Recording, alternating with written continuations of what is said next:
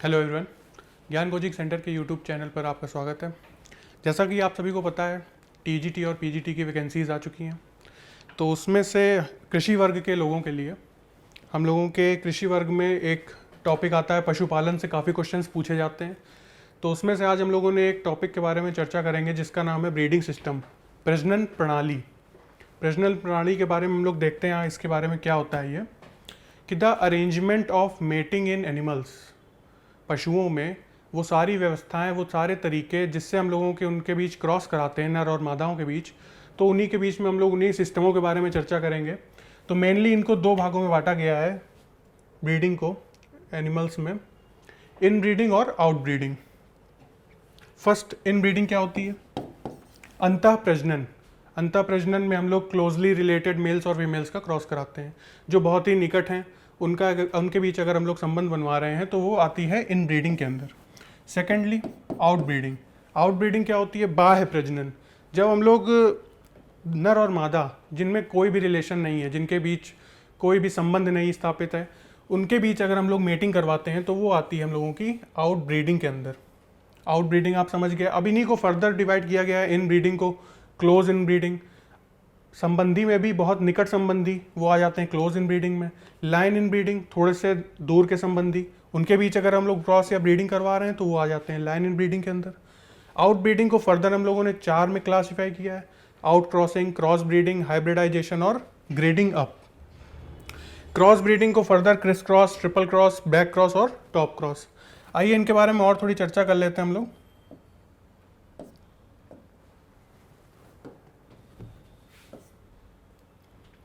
First हम लोगों का इन breeding. Mating of related males and females is called in breeding. अभी मैंने आपको बताया कि मेटिंग, क्रॉस कराते हैं हम लोग ऐसे नर और मादाओं में, ऐसे मेल्स और फीमेल्स पशुओं में जिनमें कोई ना कोई संबंध हो, रिलेटेड हो, वो आपस में कोई ना कोई संबंध हो उनमें। कैसा संबंध हो? माँ बहन का हो सकता है, माँ बेटे का हो सकता है, बेटी और बाप का हो सकता है, सन विद, ये एग्जांपल्स जैसे कि आप देख सकते हैं दिए हैं। तो इन ब्रीडिंग में भी संबंधी होने चाहिए, ये आपको पता चल गया। इन ब्रीडिंग मतलब अंतः प्रजनन, मतलब उनमें ऐसे नर और मादा जिनमें संबंध होगा। अब उसमें फर्स्ट क्लासिफाई क्या करते हैं हम लोग? क्लोज इन ब्रीडिंग, बहुत ज़्यादा निकट वाले संबंधी। जैसे कि एग्जाम्पल आप देख सकते हैं, भाई और बहन में अगर हम लोग क्रॉस करा रहे हैं तो वो क्लोज इन ब्रीडिंग में जाएगा। सन विद डैम, डैम यहाँ पे मतलब होता है मदर। पशुओं में मदर ना बोल के हम लोग डैम कह देते हैं। किसी की माता को, अगर कोई बछड़ा है, उसकी गाय है, तो उसको हम मदर ना कह के इंग्लिश में डैम कह देते हैं। ऐसे ही फादर को हम लोग सायर बोल देते हैं। सायर का मतलब फादर। तो सायर विद डॉटर, बाप का बेटी के साथ। सन विद डैम, बेटे का माता के साथ, या भाई और बहन का। ये सब निकट संबंधी होते हैं। इनका बीच अगर हम लोग मीटिंग करवाते हैं, ब्रीडिंग करवाते हैं, इनको हम लोग क्रॉस करवाते हैं, तो जो प्रोजनी आती है वो क्रॉस इन ब्रीडिंग के अंतर्गत आती है। इसका ये मेथड है close in breeding. Close in breeding के बारे में आप लोगों ने देख लिया। अब हम लोग आते हैं लाइन इन ब्रीडिंग पे। Line in breeding, when less closely related males and females mated together. Less closely, अभी हम लोगों का था बहुत ज़्यादा क्लोजली, निकट वाले, एकदम निकट वाले। अब लोग हो गए लेस क्लोजली, ऐसे नर और मादा जो थोड़े से दूर हों, वो दूर के संबंधी हों, वो आ जाते हैं लाइन इन ब्रीडिंग के अंदर।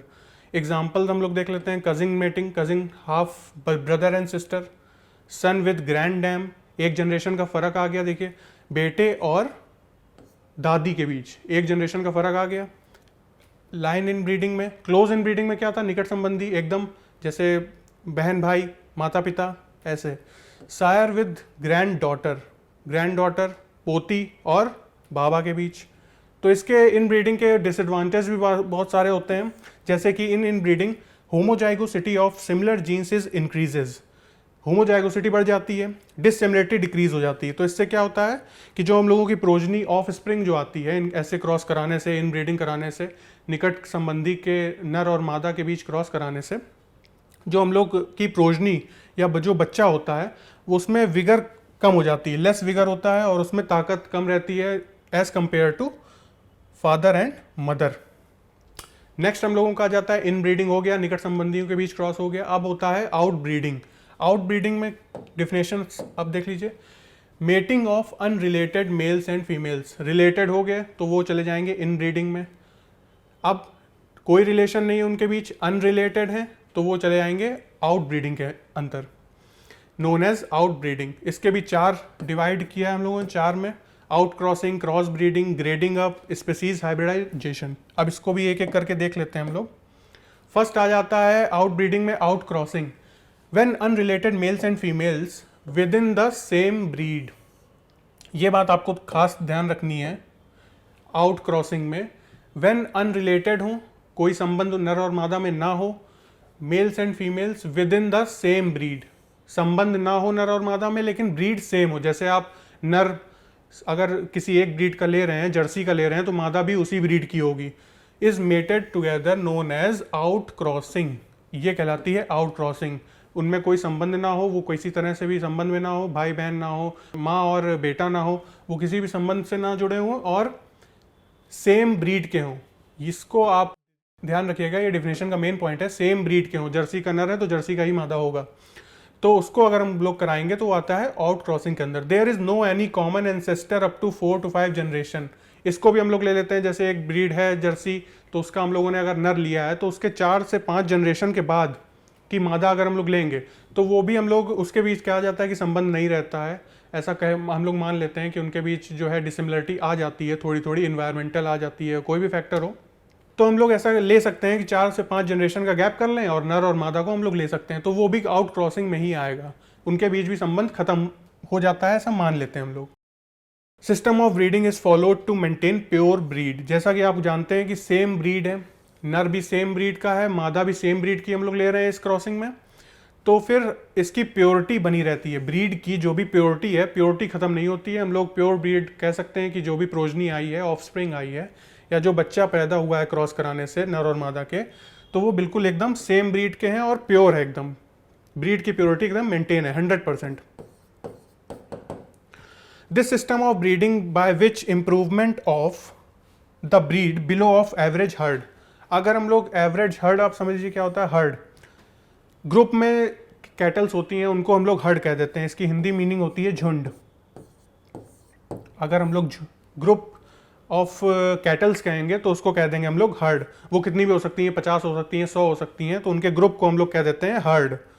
तो अब इसमें क्या कहा गया इस पॉइंट में, this is the system of breeding, ये आउट क्रॉसिंग जो है system, by which improvement of the breed below of average heard. इसमें बिलो कोई ब्रीड है, जर्सी की ब्रीड है, जर्सी की मादा है, वो दूध उतना नहीं दे पा रही है, उसमें फैट परसेंट नहीं है उतना, 3% है या 4% है, और उसके नर में जो है फैट परसेंट वो 7% का है, तो उससे बिलो एवरेज हर्ड है, वो 7% होना चाहिए मान लीजिए जर्सी में फैट परसेंट। तो अगर मादा में उतना फैट परसेंट नहीं आ रहा है तो उससे हम लोग उसको ठीक कर सकते हैं, ग्रेडिंग अप कर सकते हैं उसकी, हम लोग उसका हम लोग फैट परसेंट ऐसे क्रॉस करा के ऐसे मादा ऐसे नर से जो जिसका फैट परसेंट अच्छा है, तो उससे भी हम लोग इम्प्रूवमेंट हो जाता है। तो ब्रीड का इम्प्रूवमेंट इसी में बताया गया है कि बिलो एवरेज हर्ड जो है ब्रीड हम लोगों की, उसका भी हम लोग इस सिस्टम से सुधार कर सकते हैं।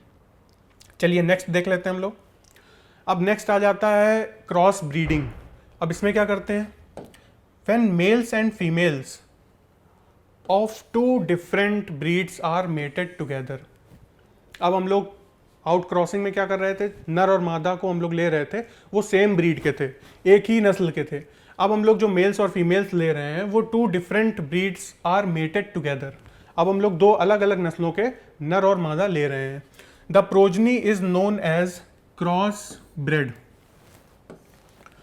जो हम लोगों का बच्चा होता है इस ऐसे क्रॉस कराने से, क्रॉस ब्रीडिंग में, जहाँ पे नर और मादा की ब्रीड अलग है, एक जर्सी का है तो एक शाहीवाल का है, तो उसके बीच जो हम लोग प्रोजनी आती है उसको हम लोग क्या देते हैं, क्रॉस ब्रेड प्रोजनी।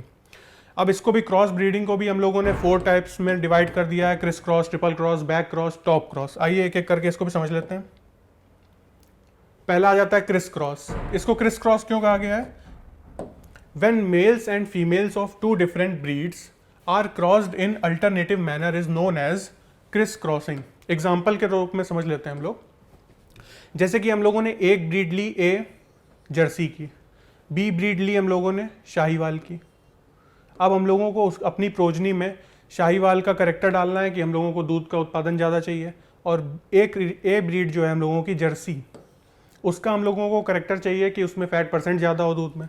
तो जो पहली प्रोजनी हम लोगों की आएगी, पहली प्रोजनी आएगी, उसमें ए के 50% करेक्टर रहेंगे और बी जो है शाहीवाल है उसके भी 50% करेक्टर जाएंगे जो प्रोजनी आएगी।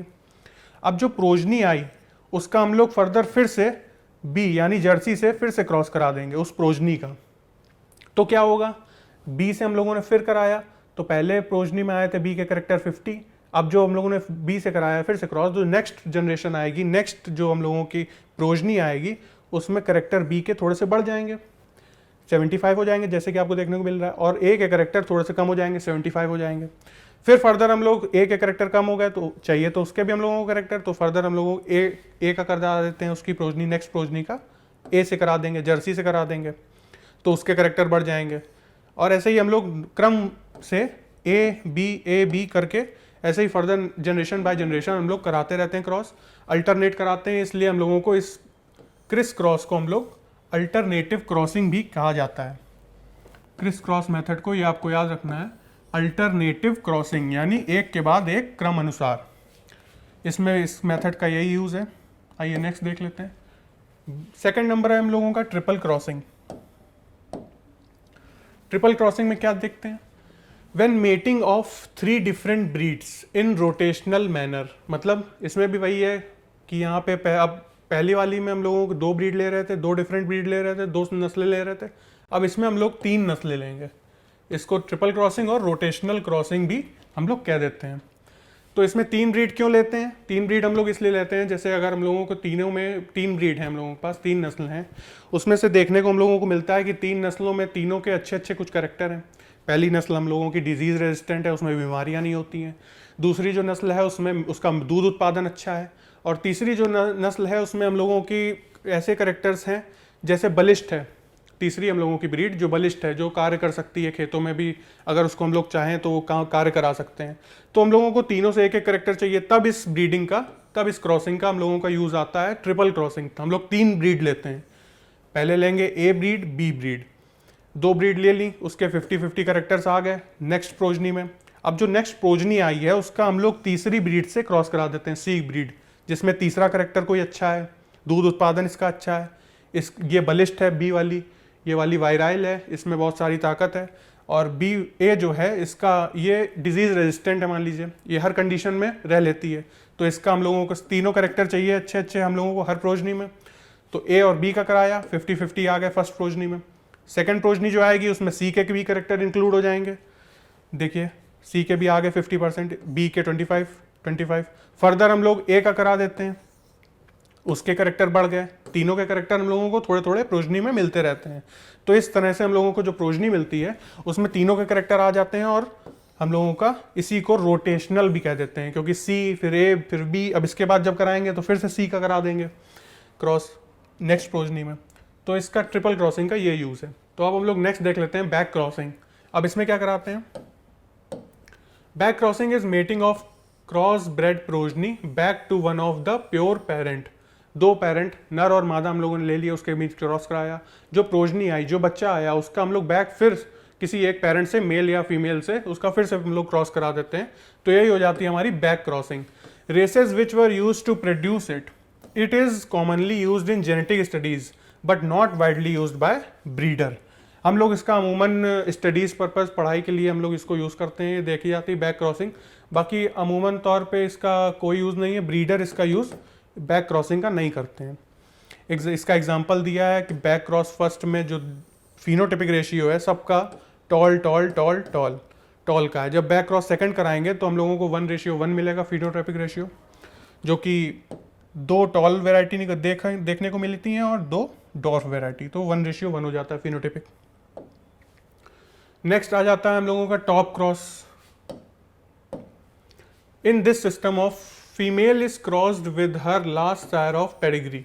पेडिग्री क्या होती है, पेडिग्री हम लोगों का वो रिकॉर्ड होता है जो जनरेशन बाय जनरेशन, जो पूरा हम लोगों का शुरुआत से लेके जनरेशन नोट करता है कि इसके बाद इसका किसका क्या बच्चा हुआ, उसका कितना मिल्क प्रोड्यूसिंग है, उसकी क्या कैसे, तो उसका पूरा रिकॉर्ड हम लोग जो रखते हैं जनरेशन बाय जनरेशन एनिमल्स का, उसको हम लोग कह देते हैं pedigree.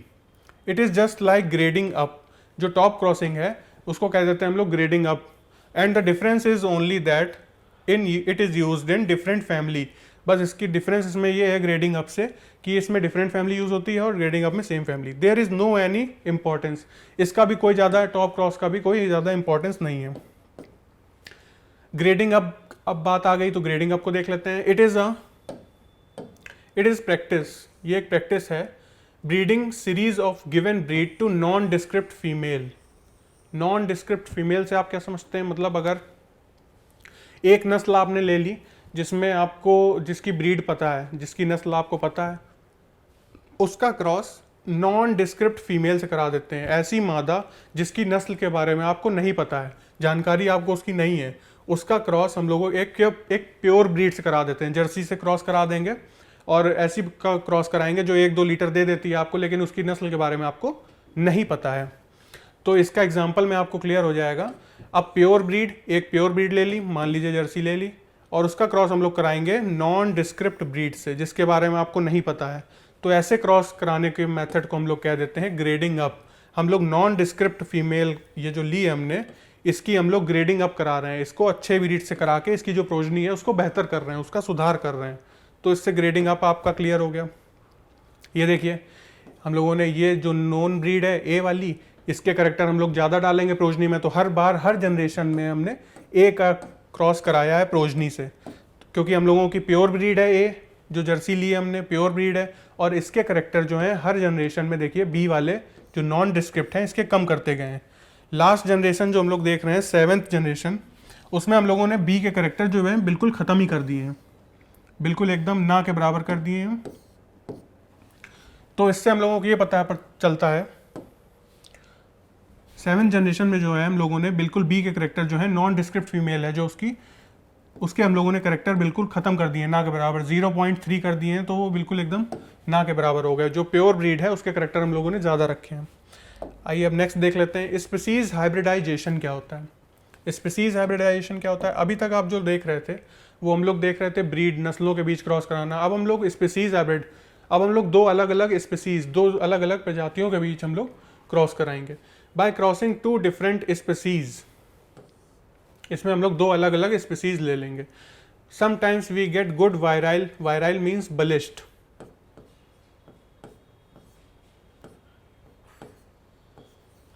virile means balished individual, then the male is a good example of commercially impart species hybrid. Heterosis hybrid vigor is phenomenon in which one parent is superior favorable dominant gene to offset the recessive supplied by the other and vice versa. तो अब इसमें क्या होता है, heterosis पहले आप समझ लीजिए क्या होता है। एक ऐसा फिनोमिनन है जिसमें हम लोग जैसे दो नर और मादा में हम लोग क्रॉस करा रहे हैं, तो जो हम लोगों की प्रोजनी आ रही है वो दोनों पेरेंट्स से हम लोगों की सुपीरियर है, उसमें जो क्वालिटी है, जो करेक्टर हैं वो पेरेंट्स से अच्छे हैं, तो उसी को फिनोमिनन हम कह देते हैं हेट्रोसिस, या हम लोग हाइब्रिड विगर भी इसी को कह देते हैं। तो अगर ऐसा हो रहा है तो हम लोगों को गुड और वायराइल अगर अच्छी प्रोजनी मिल रही है। अब इसके हम लोग आगे एग्जाम्पल भी देख लेते हैं, जैसे कि ये देखिए एग्जाम्पल्स दिए हैं। म्यूल के बारे में आप लोग जानते होंगे, खच्चर जिसको हिंदी में खच्चर भी कहते हैं, तो वो स्पीसीज हाइब्रिडाइजेशन के माध्यम से ही बना है। The offspring therefore has a larger number of loci with dominant genotype than their parents is likely to be more vigorous. Heterosis is employed to produce commercial stocks with high individual merit. High individual merit के progeny हम लोगों को प्राप्त होती है। जैसे एक पहले हम लोगों ने क्रॉस कराया, म्यूल पैदा हुआ किसका क्रॉस कराने से, जैक का और मेयर का। मेयर हम लोगों की हॉर्स की फीमेल को हम लोग कहते हैं, और जैक होता है हम लोगों का एस का मेल, उसको हम लोग कह देते हैं जैक। तो हम लोगों ने गधे का घोड़ी से क्रॉस कराया तो म्यूल हम लोगों का प्राप्त हुआ, जो कि बहुत ही हम लोगों को देखते हैं हम लोग कि बहुत कारगर होता है, हम लोगों का बहुत सारा काम करने के लायक होता है। हिनी जो होती है उतनी प्रोड्यूस नहीं कर पाती है काम, उतना वर्क एनिमल नहीं है हिनी, म्यूल जितना अच्छा वर्क एनिमल है। स्टैलियन और जेनेट का क्रॉस जब हम लोग कराएंगे तब आएगी हिनी। ये हमको याद रखना है, कभी कभी पूछा जाता है कि मेयर और जैक का क्रॉस कराया तो क्या प्राप्त हुआ हम लोगों को, म्यूल प्राप्त हुआ। म्यूल और हिनी के बारे में आपको याद रखना है कि ये दोनों स्टेराइल थे, ये अगर पैदा होंगे तो स्टेराइल पैदा होंगे, फर्टाइल इनमें फर्टिलिटी नहीं होती है। Mule is always superior than hinny. Mule जो है, जो हमारा खच्चर है, वो सुपीरियर हुआ हम लोगों का हिनी से। जो हम लोगों ने एक्सपेरिमेंट किया इनका क्रॉस करा के, तो हमको ये देखने को मिला कि म्यूल जो है हम लोगों का सुपीरियर है एज अ वर्क एनिमल। अगर हम लोग काम लें हिनी से तो वो कम कर पाएगी एज कंपेयर टू म्यूल। अब इसके स्पीसीज हाइब्रिडाइजेशन के हम लोग और एग्जांपल्स देख लेते हैं, जैसे कि 3rd नंबर पे हम लोगों का आ रहा है जेब्रॉइड। ये किसका क्रॉस है? स्टैलियन और जेब्रा का। पिनू याक और कैटल का। अब नेक्स्ट हमारा है कैटेलो। कैटेलो का क्रॉस हम लोगों ने कराया है अमेरिकन बिजन। बिजन यानी आप लोग जानते हैं भैंस का मेल को कहते हैं। अगर हम लोग विदेशी में देखें, अब देशी में हम लोग देखते हैं कि साइंटिफिक नेम होता है भैंस का बुबेलस बुबेलिस, और उसमें हम लोगों को बाहर देखने को मिलता है बुबेलस बिजन। बिजन होता है बाहर की, हम लोगों की भैंस को हम लोग बिजन कहते हैं। तो बिजन का क्रॉस कराया गया हम लोगों का कैटल से। तो कैटल से कराएंगे तो फिर जो ब्रीड आएगी उसका हम लोगों ने नाम दे दिया है कैटेलो। स्पीसीज हाइब्रिडाइजेशन से मिली है, ये बहुत इंपॉर्टेंट है, इसको आपको याद रखना है कि कैटेलो इसलिए इंपॉर्टेंट है क्योंकि ये बहुत ज़्यादा एग्जाम में पूछी जाती है। तो ये किसका क्रॉस है? कभी कभी ये पूछ लेता है अमेरिकन बिजन और कैटल का क्रॉस है। कभी कभी पूछने को दे देता है कि ये अमेरिकन बिजन और कैटल से क्या उत्पन्न हुआ, क्या प्राप्त हुआ हम लोगों को। तो ऐसे क्वेश्चंस क्रॉस करके पूछे जाते रहे एग्जाम्स में। Thanks for watching. हम लोग मिलेंगे नेक्स्ट वीडियो में। Thank you.